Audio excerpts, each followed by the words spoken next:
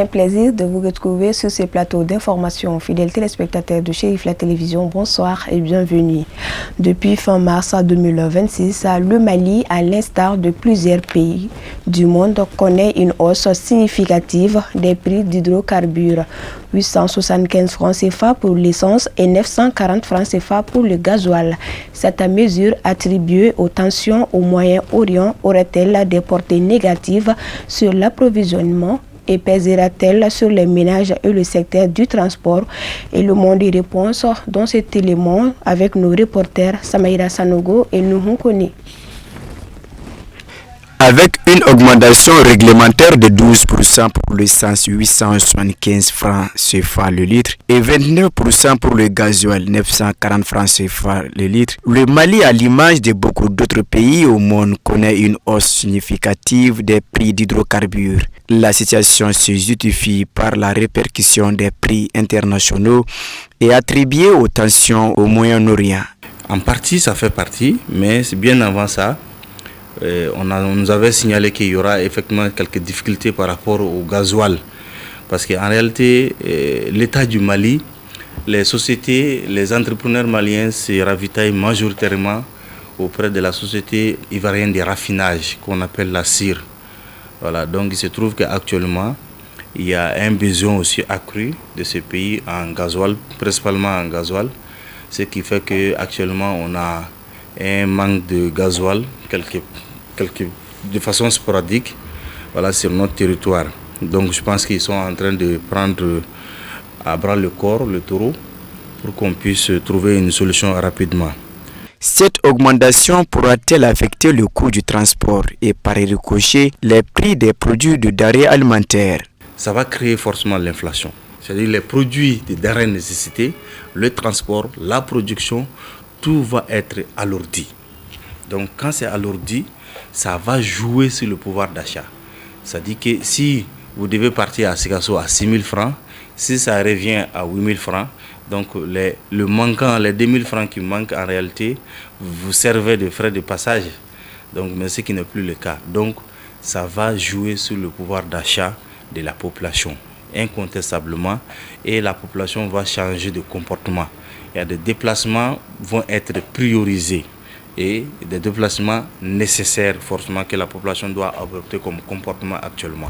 Nonobstant le contexte difficile marqué par plusieurs défis à relever, l'État du Mali maintient la subvention afin de limiter l'impact sur le pouvoir d'achat, un engagement salué par les citoyens. L'État n'est pas resté à la marge parce qu'à la pompe, on me dit que le gazole est à 940 francs et que l'essence, le super, est à 875 francs. Donc, comparativement aux autres pays de la sous-région, nous ne sommes pas aussi loin des autres. Parce que quand tu reprends par exemple l'exemple sur le Sénégal, actuellement, avec la nouvelle modification des prix, ils sont à 920 francs l'essence. 920 francs le litre d'essence au Sénégal. Et le gazole est à 880 francs. Quand vous partez en Côte d'Ivoire, là où nous prenons réellement les choses, là, en réalité, l'essence se tourne autour de 820-875 francs et le gasoil autour de 675 francs. Donc, ce qui fait que notre pays se trouve un peu dans la même fourchette que les autres. Et c'est là grâce à l'effort de l'État. Face à la persistance des situations du genre, étranglant souvent le commun des mortels, des pistes de solutions à court et moyen terme sont proposées. Maintenant, il faut que nous, populations africaines, nous, pays africains, il faut qu'on pense à nous doter des moyens nécessaires pour pouvoir nous servir en hydrocarbures. Par exemple, quand tu prends le Niger, c'est l'un des pays où c'est le moins cher actuellement de la sous-région. Le Niger, c'est le pays où c'est moins cher parce que le litre de l'essence est à 499 francs au Niger et le litre du gasoil est à 618 francs au Niger actuellement. Donc dans la sous-région, c'est le moins cher. Et le Niger produit du pétrole. Et le Niger a une société de raffinage aussi qui est à Zender. Donc cette société de raffinage peut raffiner jusqu'à 20 000 barils. Pour la consommation locale et l'exploitation n'est pas aussi que ça. Donc il y a une grande majorité de ce pétrole brut qui est transporté à l'extérieur. Comme également c'est le cas au au Sénégal, comme c'est le cas ailleurs aussi, où le pétrole brut est exporté. Donc il faut que nous passions à faire en sorte que nous puissions raffiner et ravitailler nos populations, ce qu'on appelle en hydrocarbures. Notons que pour l'instant, la situation divise l'opinion entre résignation face au contexte mondial et crainte pour le coût de la vie. La Ligue malienne des imams et érudits pour la solidarité islamique est une organisation religieuse influente laquelle joue un rôle prépondérant dans la régulation du culte au Mali. Le dimanche 5 avril 2026, le bureau exécutif de l'organe en question a tenu sa réunion ordinaire. La rencontre s'est déroulée dans une ambiance des plus conviviales avec la présence effective de son éminence, Seyd Chérif Ousmane Madani Aïdara, guide spirituel des Ansar, non moins vice-président de la Limama. Actualité autrement, le fils du guide spirituel des Ansar, Seyd Chérif Ali Ousmane Aïdara, accompagné d'une forte délégation, s'est rendu à Gouana, en périphérie de Bamako, dans la famille de feu Cheikh Aboubakar Baba Traoré, communément appelé Soufi Baba, ami et collaborateur du guide spirituel des Ansar. Il a participé à une ziara organisée par la famille et les disciples du défunt à l'occasion de la 2e année de sa disparition. La cérémonie a eu lieu le 6 avril dernier à Gouana en présence de plusieurs personnalités. Le commentaire de Fatoumata Yayakani. Les fils du groupement des leaders spirituels musulmans GLSM et du Haut Conseil islamique du Mali, Seyd Chérif Ali Ousmane Badra Aïdara, s'est rendu dans la famille de feu Cheikh Aboubakar Baba Traoré, communément appelé Soufi Baba. Ce dernier fut un ami et collaborateur de Seyd Chérif Ousmane Madani Aïdara dans la défense et la promotion du soufisme. Une ziara a été organisée en mémoire du défunt par sa famille et ses disciples à l'occasion de la 2e année de sa disparition à son domicile à Gouana. Cette cérémonie visait à lui rendre hommage et à formuler des bénédictions en sa faveur. Elle a été également l'occasion pour la famille Traoré de revenir sur les liens fraternels qui unissaient les guides spirituels des Ansar et Cheikh Aboubakar Baba Traoré et de rappeler le parcours de ces deux grandes personnalités religieuses dans le rassemblement de la communauté musulmane. Se réjouissant de la présence notable du représentant de la famille chérifienne, la famille Traoré a exprimé son souhait de consolider les liens parentaux et a reconnu l'engagement du guide spirituel des Ansar, feu Aboubakar Baba Traoré, ancien président du GLSM de la commune de Kalabankoro, a accompagné les guides spirituels des Ansar à Seyd Chérif Ousmane Madani Aïdara depuis la création du groupement, contribuant ainsi à rehausser le drapeau du soufisme. Sa bravoure et sa détermination dans cette lutte ont été saluées par le bureau du GLSM de Kalabankoro ainsi que par la section ansardine de la commune qui ont tous formulé de vœux en sa mémoire. Les fils du guide spirituel des Ansar dans son allocution a reconnu les multiples actions de bienfaisance de feu Cheikh Aboubakar Baba Traoré et sa détermination en faveur de la religion. Il a affirmé sa disponibilité pour renforcer les liens entre les deux familles et a rappelé aux fidèles l'importance de la célébration de la ziara. La visite s'est conclue par un passage sur la tombe de feu Cheikh Aboubakar Baba Traoré pour des séances de bénédiction et des mots de reconnaissance. Les femmes de Tabakoto, commune rurale de Sitakili, dont le cercle de Kenyeba, à l'instar des autres localités du Mali, ont célébré avec faste la journée internationale des femmes, avec plusieurs activités inscrites au programme, à savoir un cri de cœur pour de l'air conditions d'existence, dons de kits alimentaires aux personnes vulnérables et manifestations folkloriques. La journée s'est déroulée le lundi 6 avril 2026 sous la présidence du préfet du cercle de Kenyeba, entouré de l'ensemble des forces vives de la localité. Les envoyés spéciaux Samaïra Sanogo et Abdoulaye Sogodogo. À l'initiative de la CAFO locale avec à sa tête Goro Awabitar, le village de Tabakoto, commune rurale de Sitakili dans le cercle de Kenyeba, a vibré au rythme des festivités commémorant la journée internationale des femmes. Au-delà de l'aspect festif, l'espace se veut un cadre d'échange sur les droits des femmes. On est là pour fêter le 8 mars, organisé par Madame Goro Awa Bitar. On a des femmes du Tabakoto, Femima, groupement de Femima du Tabakoto, pour célébrer du fête du 8 mars à Tabakoto. On est contente de 8 mars parce que le préfet il est là et la mairie était là, le chef de village était là, la présidente de CAFO elle est là. On demande aux autorités de vous aider pour la femme et les enfants parce que on est fatigué ici. Les femmes meurent dans les trous tricés par les Chinois à la recherche de l'or. Entourés des autorités administratives, décideurs communaux, responsables de la société civile, couches juvéniles et forces de l'ordre et de sécurité, les femmes de Tabakoto ont mis la journée à profit pour passer en revue leur vécu au quotidien. La commémoration de 8 mars à Tabakoto, vraiment, ça a été l'occasion pour toutes les femmes de Tabakoto de se réunir autour d'un seul sujet, de revendiquer les droits dans la responsabilité et puis de discuter de thèmes des droits des femmes.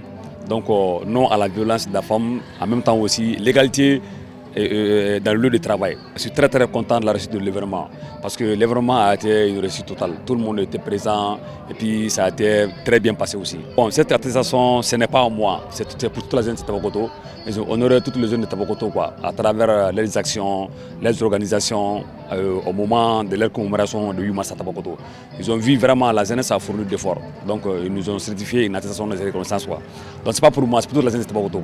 Dressant l'historique de la journée du 8 mars, le représentant du département en charge de la promotion féminine de Kenyeba dira qu'elle est faite pour jeter un regard sur les conditions des femmes et proposer des solutions pour l'amélioration de leurs droits. Je suis vraiment content par rapport à cette célébration. Ça permet une cohésion sociale et ça permet une solidarité entre les femmes. Et les activités qu'on a animées ici démontrent tout l'intérêt que les femmes portent sur cette journée, notamment la solidarité entre les femmes qui sont en activité et les femmes en situation difficile, notamment les femmes veuves, les femmes seules chargées de famille. Après ça, on a essayé de faire une visite au niveau des stands, dont les AGR des femmes, qui fait des activités génétiques de revenus au niveau de la localité de Tabakoto. Et une conférence débat sur le thème qui rappelle l'historique du 8 mars par rapport à la commémoration au niveau de Tabakoto. Je remercie l'ensemble des partenaires qui ont appuyé pour la commémoration de cette journée au niveau de Tabakoto. Saluant l'initiative et se réjouissant de l'honneur fait à lui pour présider les travaux, le patron de l'administration locale saluera la combativité des femmes de Tabakoto avant de les exhorter à l'union sacrée pour leur bien-être. C'est tout un honneur pour nous d'être là pour accompagner nos sœurs, nos filles, nos mères, nos épouses, vraiment à la journée qui leur a été dédiée, à savoir la journée du 8 mars. Le message que j'ai à lancer aux femmes, c'est vraiment de rester unis. C'est l'union qui fait la force. Vous savez, dans notre société, partout où les femmes se sont engagées, partout où les femmes se sont donné les mains pour chercher un objectif, elles sont toujours parvenues à l'atteindre. Parce que les femmes sont avec les enfants, les femmes sont avec leurs maris, les femmes sont avec l'humanité tout entière. Débuté par l'observation d'une minute de silence en hommage aux civils et militaires tombés sur le champ d'honneur, suivi de l'exécution de l'hymne national et ponctué par des actes de reconnaissance à la jeunesse de Tabakoto pour leur engagement, distribution de kits alimentaires aux personnes vulnérables, visite de stands. L'apothéose de la journée est marquée par des séances d'animation folklorique du terroir. Suivons à présent l'actualité hors de nos frontières commentée par Moussa Famba.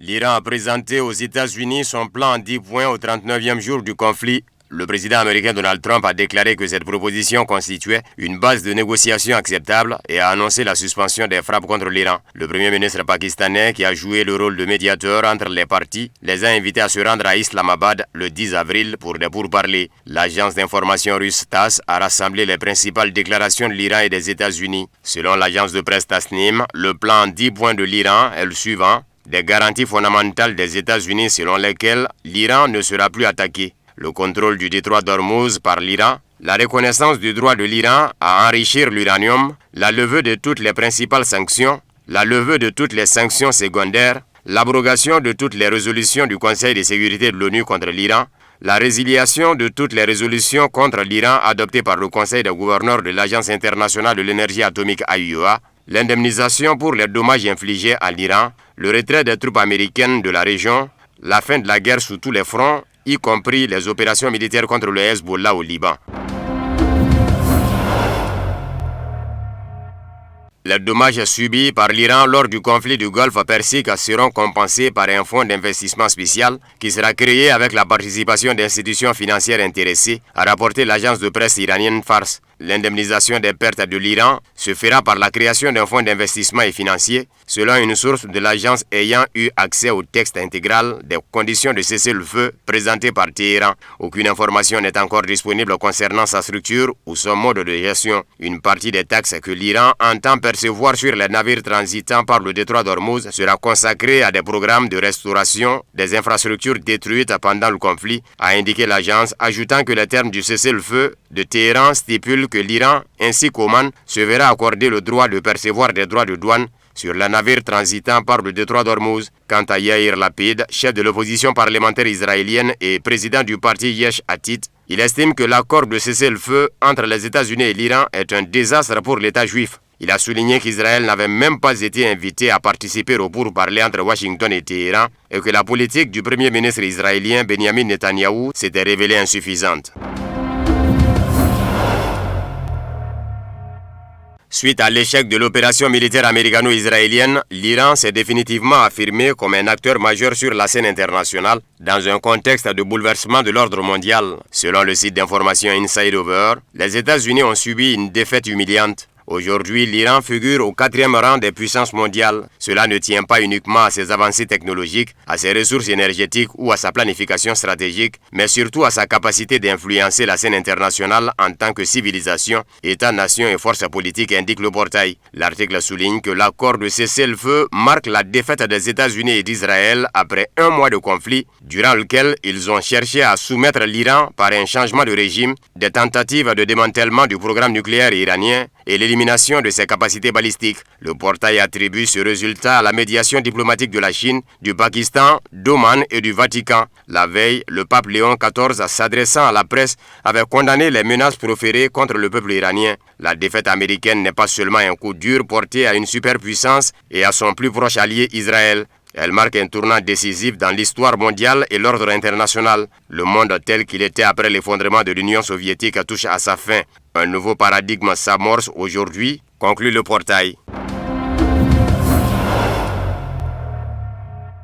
85 élus démocrates de la Chambre des représentants ont ainsi demandé au vice-président J.D. Vance de destituer le président mardi, rapportait ce mercredi le média américain Axios. Il semble avoir perdu le contrôle, a ainsi accusé le sénateur démocrate Jack Reed, quand l'élu progressiste Alexandria Ocasio-Cortez alertait sur les facultés mentales du président qui sont en train de s'effondrer. Le sénateur démocrate du Connecticut, Chris Murphy, n'avait pas de mots assez forts pour qualifier l'état psychologique de l'occupant de la Maison-Blanche. Si j'étais un membre du cabinet Trump, je passerais pas à appeler des juristes constitutionnels au sujet du 25e amendement. C'est complètement totalement délirant. Il a déjà tué des milliers de personnes, il va en tuer des milliers d'autres, alertait-il. La rengaine s'est même propagée jusque dans les rangs des anciens soutiens de Trump. En témoignent les propos de Marjorie Taylor Greene, ancienne alliée du président qui avait démissionné en janvier de la Chambre des représentants. Le 25e amendement, pas la moindre bombe n'a été tirée contre l'Amérique. Nous ne pouvons pas tuer une civilisation entière. C'est maléfique et de la folie, a harangué mardi matin sur X l'ancienne trumpiste qui s'était attiré les foudres de Donald Trump pour avoir ouvertement critiqué la gestion de l'affaire Epstein.